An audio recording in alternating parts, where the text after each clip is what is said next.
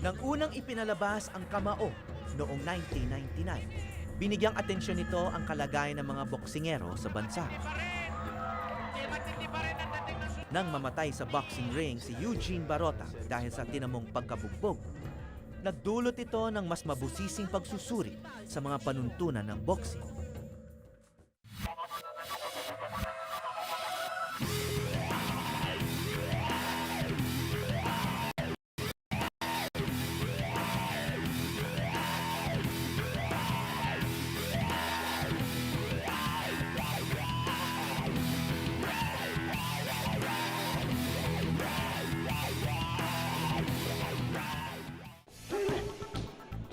Makalipas ang 11 taon, masasabing nagbunga na ang pinahigpit na regulasyon sa boxing. Lalo pang lumago ngayon ang sport na ito sa bansa. Idagdag pa ang sunod-sunod na pagkapanalo ng isang Manny Pacquiao.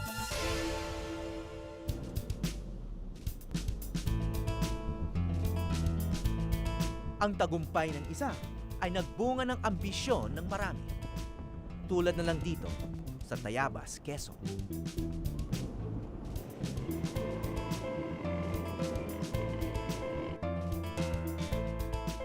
Gandang hapon.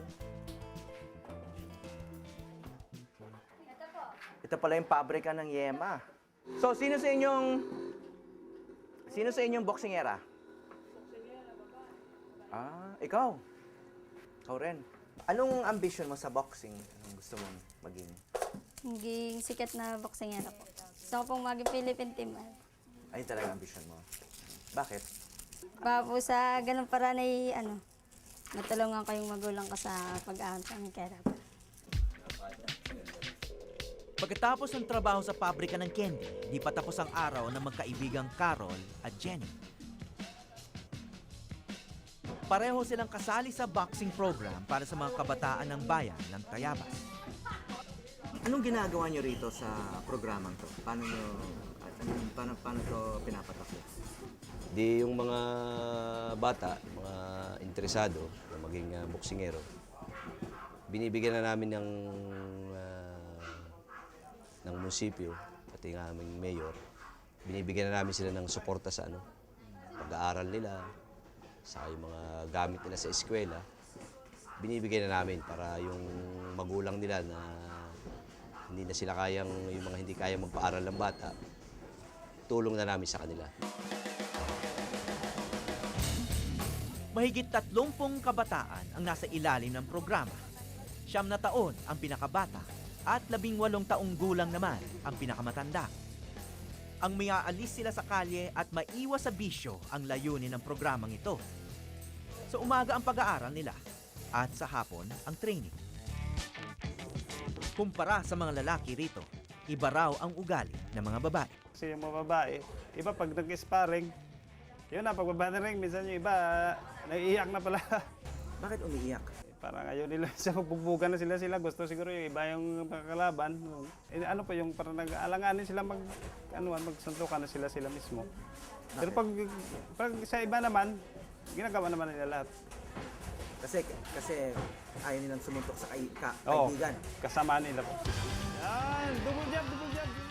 Mapapaisip ka kung ang mga nagsusuot ng ganitong medyas kaya talagang lumaban sa isang violenteng laro. 16 anyos na si Carol at 2 taon na siyang nagbo-boxing. Makatulong sa pamilya ang primero niyang dahilan.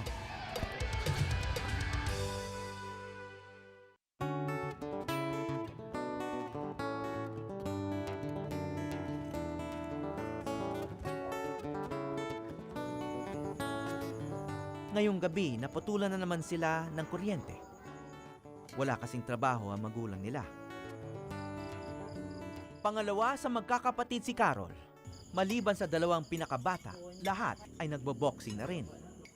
Namana naman daw kasi nila sa ama ang pagkahilig dito. Dati rin kasing kampyon sa mga inter-barangay competition dito sa Quezon si Mang Rolly. Dito sa gloves na ito nag-umpisa. Ang istorya ng boxing namin. Hindi namin talaga tinatapon to. Kahit hinat-ngat na ng daga to, mahal na mahal namin to. Gaya ng ibang mga magulang, Pangarap ni Mang Rolly na mas malayo pa sana ang marating ng mga anak kaysa sa narating niya. Coach! Tawag na mga bata. Uwian sa kanilang bahay si Carol dahil malapit lang ang tirahan nila sa gym. Pero ang iba, stay in na doon. Kasama na si Jenny.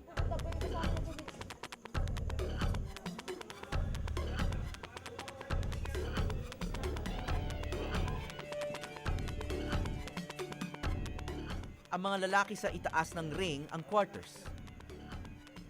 Pero ang mga babae may sariling kwarto. Dati po tomboy ako. Yun naman po, nanibago nga po yung magulang ko ngayon.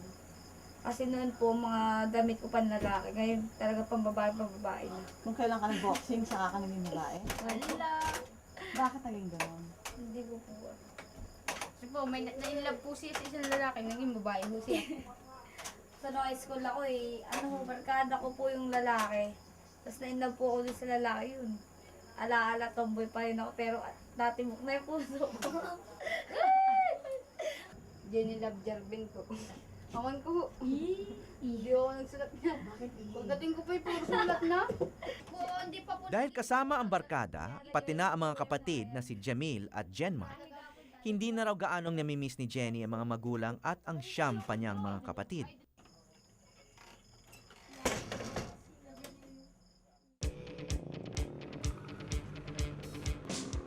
Nagsisimula ang umaga ng mga bata sa pagja-jogging at pag-iensayo.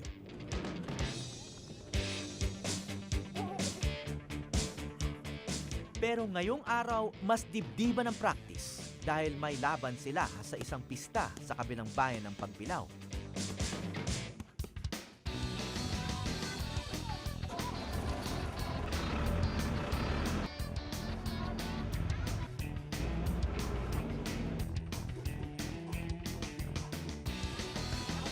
Karaniwang gawain ito ng Tayabas Boxing Team, ang dumayo sa ibang lugar para makipaglaban. Yung mga taga-tayabas, yung bata, akit sa ibabaw. Para kayo mga pamats.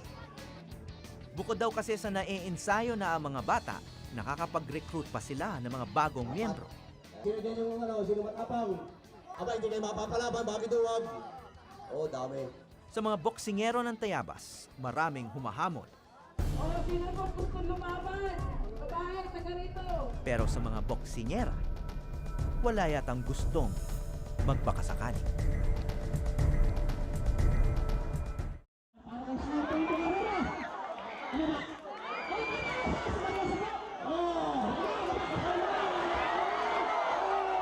Simula na ng boxing. 16 sa mga lalaki ng Tayabas Boxing Team ang nakapilang lalaban. Pero ang mga babae, naghihintay pa rin. I-aras po dito, baka daw po meron pang gusto humabol na maglalaro, kaya lang po ay babae. Babae po o tumboy. Okay, round the third out on the first round. Okay? Ayan ha, kitang-kita ninyo. Tibo versus 6. Napakaswerte nga nung ganda na yung mga kalaban ay. Sa wakas, may naglakas loob lumaban kay Carol. Gaya ng iniidolong si Manny Pacquiao, si Carol may personal trainer ding bitbit. Ang tatay niya.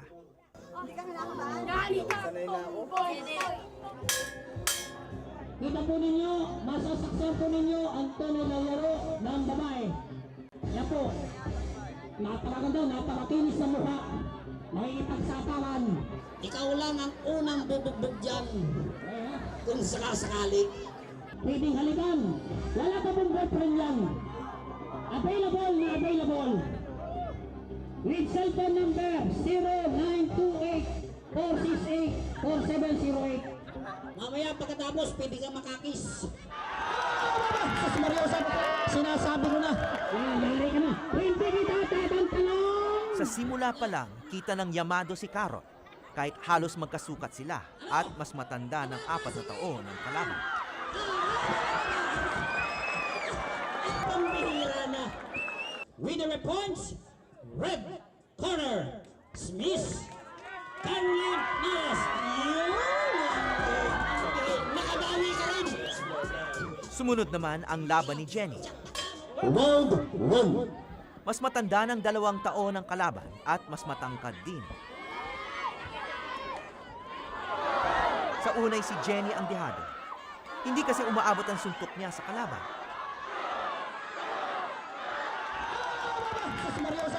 Sinasabi ko na.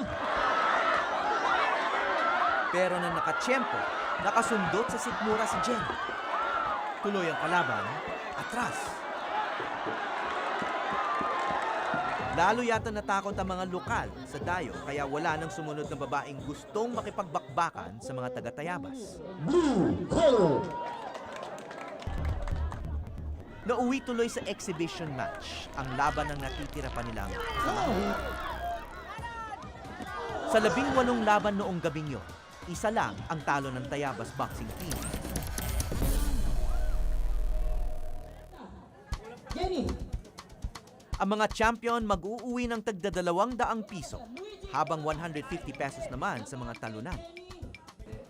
Kahit ang natalo ni Jenny na si Angeline, na imbitahan pa ng organisasyon ng Tayabas Boxing Team na sumali sa programa nila. Na-late nga po ako kasi sabi nila ay gabi daw po mag-uumpisa. Eh di ko naman po alam na may larong babae. Gusto ko mag-boxing. Gusto ko po maahon sa hirap.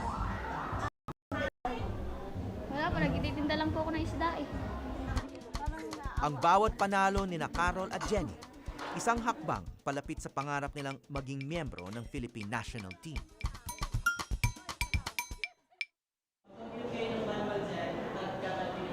Di nalalayo ang storya ng magkapatid na Nesty at Niza, kina Carol at Jenny. Magtatatlong taon pa lang sa Maynila si Nesty, mag-iisang taon naman si Niza. Nakarating dito nang mapabilang sa national team ng women's boxing. Sila man ay produkto ng mga palarong boksingan sa mga barangay sa Davao. 5 ang miyembro ng Philippine team ng women's boxing na nagsasanay dito sa gym ng Amateur Boxing Association of the Philippines. Si Annie Albania, ang kaisa-isang Pinay boxer na lumuhok sa 16th Asian Games sa Guangzhou, China. Naabutan pa namin ang huling araw ng ensayo ng mga boksingero at boksingerang sumabak doon. Seryoso yan, oh. Bukod sa pakikipag-sparring niya sa mga lalaki, isinabak din si Annie sa mga babaeng ka-teammate niya. Tinatago mo yung mga nararamdaman mong sakit eh. Kasi siyempre kailangan mong magsimikap, kailangan mong maabot yung gusto mong abutin sa sports na boxing. Marami kang nararamdaman sakit pero siyempre binabaliwala mo. Sa Guangzhou, China, nagbunga lahat ng paghihirap ni Annie Albania. Isa na siyang silver medalist sa 48 to 51 kilogram weight division ng women's boxing sa Asian Games. Hey! Klase ka! 2 beses sa isang araw ang practice ng Philippine women's boxing team. Hey! 6 na araw sa isang linggo. Ito! Jab! Dapat ang jab! Ang natitirang 7 miyembro sa Baguio naman ang training. Oh, listo! Kenje! Namumula na yung mukha mo! Piling-pili ang mga atletang naririto. Sila ang mga inaasahang magpapanalo sa Pilipinas sa mga international sports competition. Naging 2-time Asian Women's Boxing Champion si Coach Mitchell Martinez bago siya nagretiro ng Marso ng taong ito.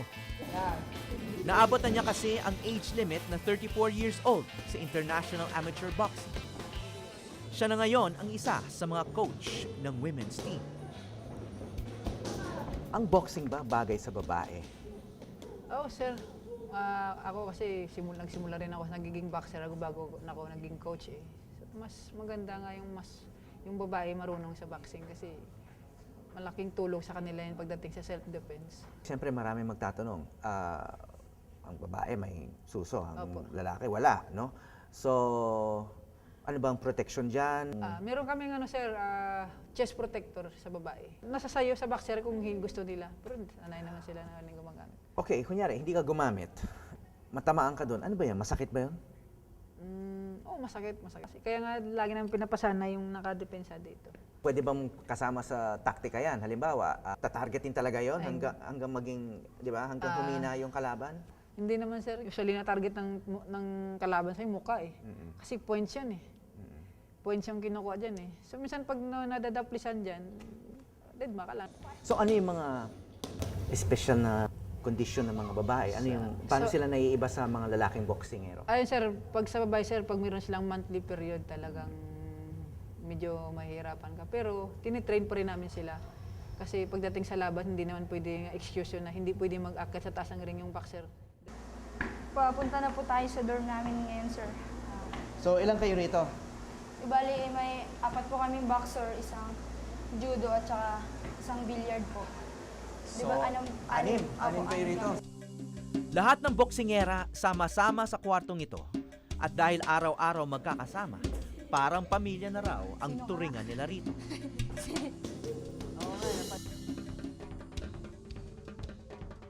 Ano mahirap ba yung hiwalay sa pamilya?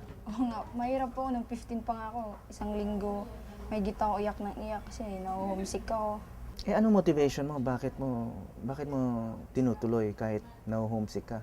Para po kina mama, yung ano ko po na maiawan sila sa kahirapan kasi mahirap lang po talaga kami. Makapag-aral po, makapagtapos. Kami po ng kapatid ko yung nagbibigay sa kanila ng panggastos. Wala po silang trabaho. Kami po nagbibigay. Ang mga boksingerang atleta rito ay nakakatanggap ng mula 5,000 hanggang 15,000 piso buwan ng allowance sa Amateur Boxing Association of the Philippines. Libre ang tira, kuryente, tubig, pati na pagkain nila. May allowance at scholarship ding maaaring makuha sa ilang pamantasan. Para sa mga benepisyong ito, nagsusumikap ang mga batang boksingera sa Tayabas at iba pang sulok ng bansa. Kaya kahit labag sa kalooban, pinilit din ni Naisa ang sarili na magboxing. 11 anyos siya nang simulang itrain ng ama, kahit pa minamata raw sila ng ibang kapitbahay. Kasi daw, nakakasama daw. Mga kapitbahay namin, ayaw nila kasi nakakasama daw sa mga anak nila. So, pag nga yung mga bata din sparring, pinapagalitan nga. Sa lang po kami nagtitraining, sa bakuran lang po. Tapos yung mga gloves namin, pinatay lang ng papa ko. Yung punchmate din namin, 3 punchmate na po natayin niya. Naka-gold na sa SEA Games at bronze sa AIBA World Women's Boxing Championship at Asian Indoor Games si Josie Gabuco. Pero napilitang isantabi ang boxing career nang biglaang mabuntis. Pero ngayon, balik na sa puspusang training si Josie. At kahit boxing ang pinangbubuhay sa anak, tuto si Josie na pasukin din ito ang pagbo-boxing.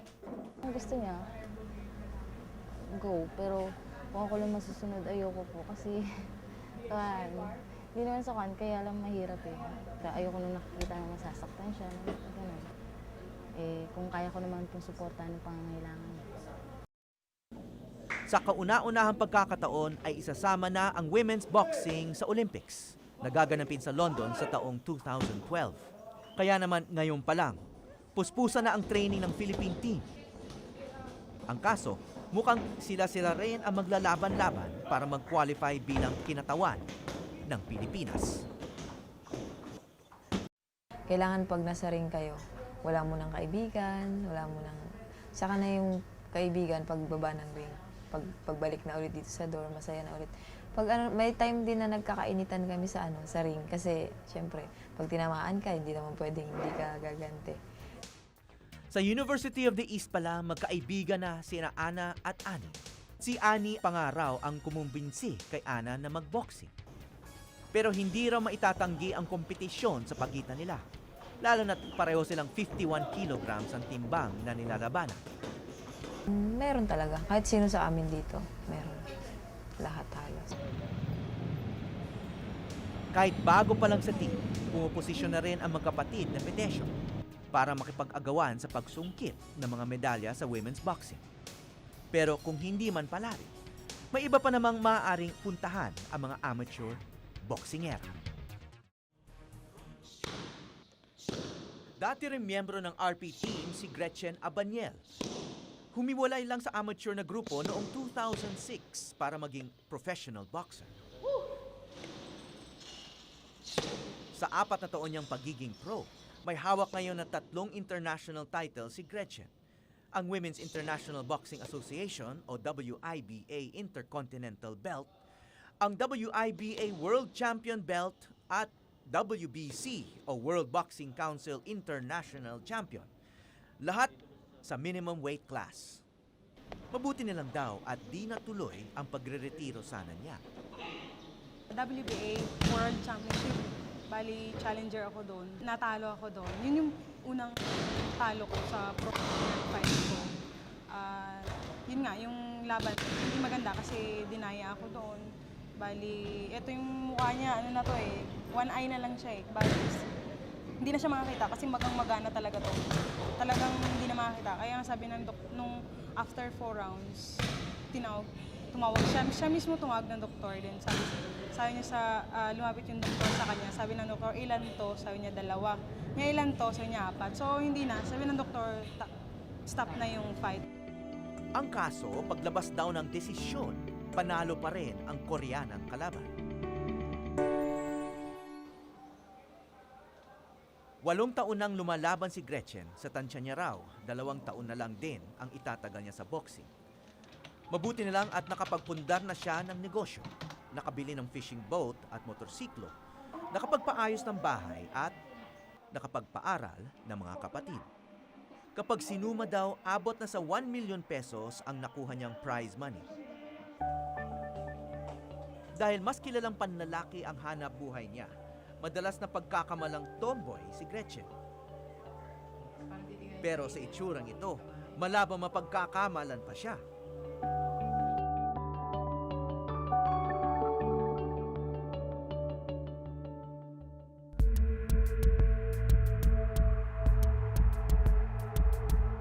Kung sina Carol at Jenny, Nesty at mga kasamahan sa RPT, pati na si Gretchen ay nagbo-boxing para sa pamilya nila. Sa kabilang dulo naman ay ang mga naglalaro ng boxing para nila sa kalusugan naman.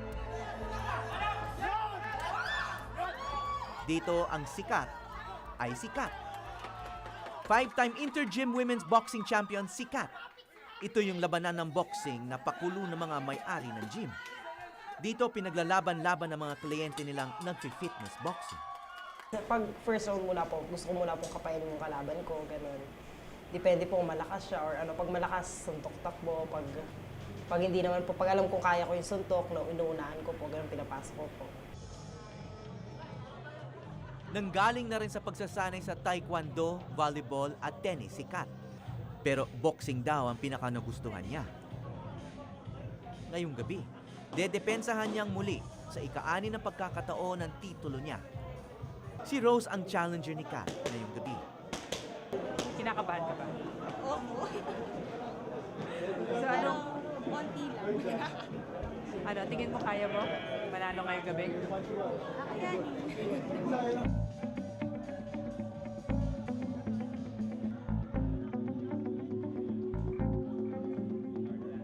Pangalawang laban pa lang ito ni Rose. Dahil ni Kat, nagboxing para lang magpapayat noong una. Kahit medalya lang ang premyo, seryoso ang 2 boksinger na isa sa kanila ang makapag-uwi nito.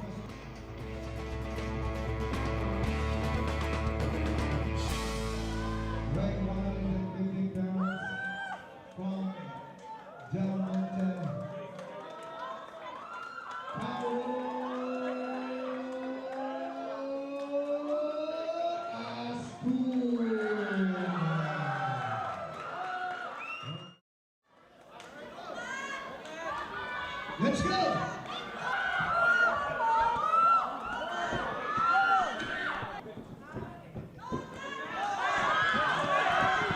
Sa simula pa lang kita na ang pagkakaiba sa estilo nila.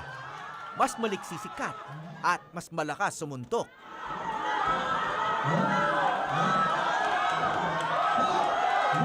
Tumagal na ng 1 minuto at 20 segundo ang dapat sanay 3 rounds na laban. Sa ika-6 na pagkakataon, si Kat pa rin ang reyna ng mga boksingera sa gym.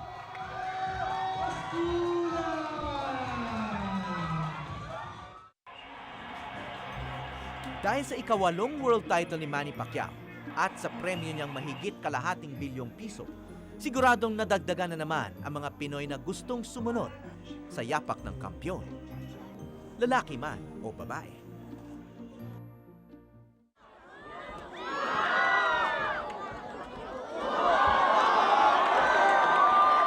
Pero kung ang palarong boxing sa Pagbilao, Quezon ang pagbabasihan, ang boxing ng mga babae ay itinuturing ng marami bilang isang kaaliwan lang at hindi siseryosohing sport.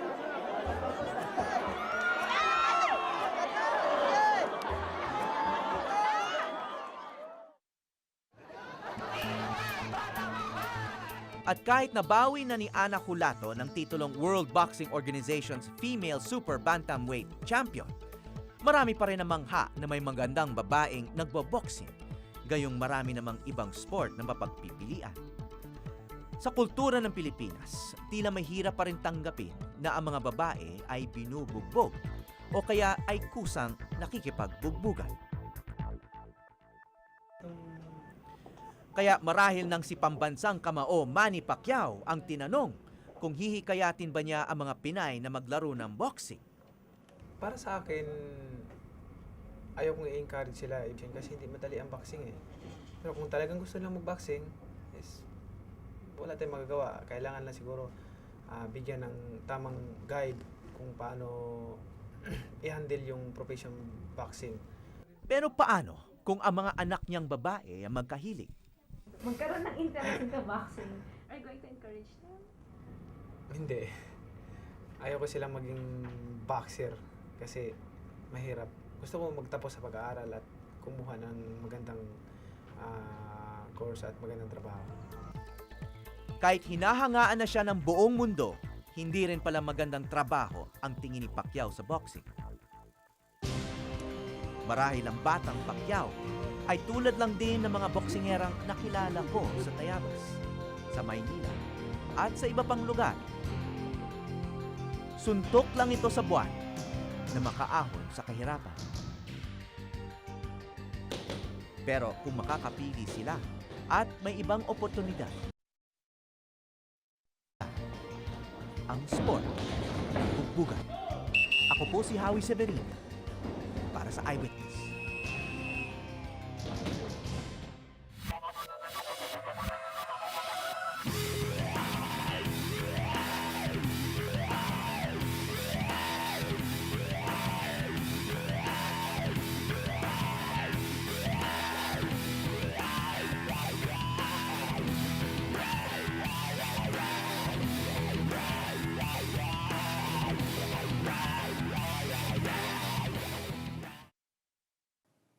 Maraming salamat sa pagtutok sa Eyewitness, mga kapuso. Ano masasabi niyo sa dokumentaryong ito? I-comment na yan at mag-subscribe sa GMA Public Affairs YouTube channel.